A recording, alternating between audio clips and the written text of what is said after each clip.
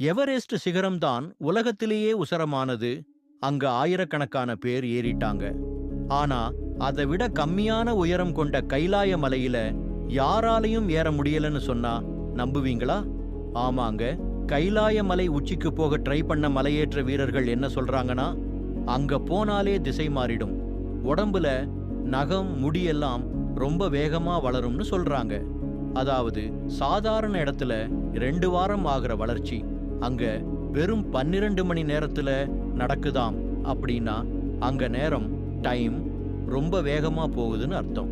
சில ரஷ்ய விஞ்ஞானிகள் என்ன சொல்றாங்கன்னா, இது இயற்கையான மலை கிடையாது, இது மனிதர்களால் கட்டப்பட்ட உலகத்திலேயே மிகப்பெரிய பிரமிட்னு சொல்றாங்க.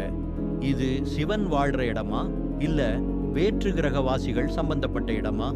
உங்க கருத்தை கமெண்ட்ல சொல்லுங்க. அப்படியே மறக்காம நம்ம சேனலை சப்ஸ்கிரைப் பண்ணிக்கோங்க.